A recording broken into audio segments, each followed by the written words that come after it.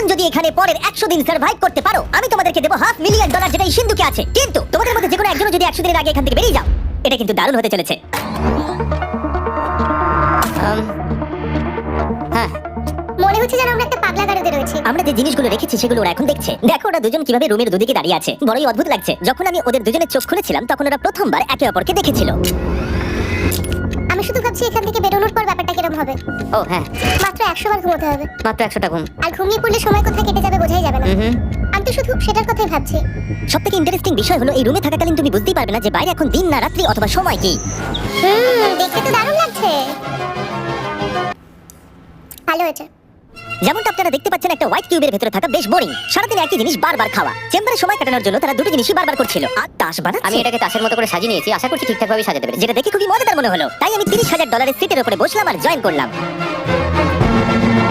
এতে সাইন করতে হবে। আমাদের ক্যামেরাম্যানরা সাইন করেছে। হ্যাঁ, এরা সবাই আজকে ভেতরে ঢুকেছিল। 1 মিনিট দাঁড়াও, তুমি এটা করছো তোমাকে ডেটটা এটা জানবার করতে জন্য। হবে।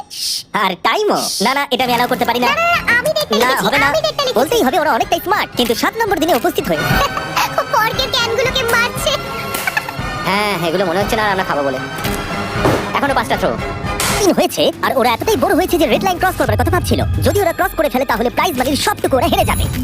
আর এটা হলো 10 নম্বর দিন। আমি $5 লাখ প্রাইজ মানিটাকে ভাগ করে 2.5 লাখ ওর দিকে রাখলাম আর 2.5 লাখ ওর দিকে রাখলাম, যাতে ওরা বুঝতে পারে কিসের জন্য খেলছে। এই ডোরটা তো পুরো ড্রামাটিক ভাবে খুলছে। তোমাদের কেমন চলছে?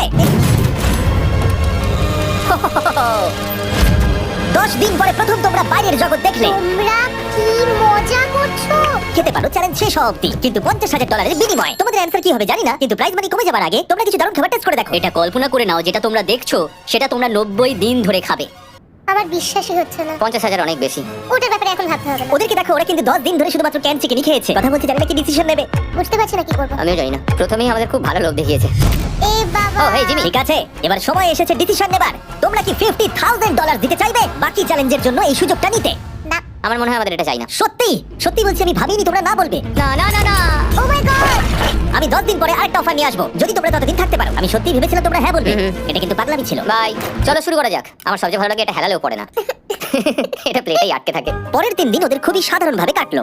তাদের রুটিন ছিল ঘুম থেকে ওঠা, খাবার রান্না করা আর আবার ঘুমানোর জন্য বেডে চলে যাওয়া। যেটা মানতে পারছিল না সেটা হলো ক্রমাগত জ্বলতে থাকা লাইট। বাইরেটায় বড্ড আলো। আমি এই বাথরুমটা এসেছি শুধুমাত্র এই লাইটটা যেটা বন্ধ করা আছে তার জন্য এখানে একটু অন্ধকার রয়েছে। যেহেতু ওরা এত লাইট থাকার জন্য ঘুমোতে পারছিল না, তাই 20 নম্বর দিনে আমি একটা দারুণ প্ল্যান করলাম। এই উত্তরটা হ্যাঁ হবে। চ্যালেঞ্জের শুরু থেকে আমি সুজিকে এত খুশি কখনোই দেখিনি। আমরা একবার মনে করে দেখি হ্যাঁ না বললে আমাদের কিভাবে বাঁচতে হবে। ও মাই গড। তোমাদের 1 ঘন্টা শেষ। জানি তোমাদের চোখের আরাম হয়েছে, কিন্তু তোমরা যদি না বলো তাহলে এভাবেই থাকতে হবে আগামী 80টা দিন। তোমাদের কি কমফোর্টেবল বেড চাই? তুমি যাই বলবে আমি তাতে রাজি। 5 4 ও মাই গড। 3 যেটা বলবে সেটাই হবে। 2 বেলি হ্যাঁ কি না? বেলি হ্যাঁ কি 1 না? তোমার ডিসিশন কি? না। আমি ভাবতেই পারিনি তুমি ওই মুহূর্তে না বলতে পারবে। ও, এখন আমার খুব খারাপ লাগছে। আমার নয়, আমার তোমার সিদ্ধান্ত নিয়ে কোনো খারাপ লাগা নেই। তো আজকে আমি আমার একটা ক্যালেন্ডার বানালাম এবং আমি আমার মায়ের জন্মদিন লিখলাম। আমার খুব বোর লাগছে। আমরা যে এখানে কি পরিমাণে বোর হচ্ছি সেটা আপনাদের বলে বোঝাতে পারবো না। আমি সকালবেলা উঠলাম আর দেখলাম আমার কিছুই করার নেই, তাই আমি একদিকে তাকিয়ে বসে রইলাম।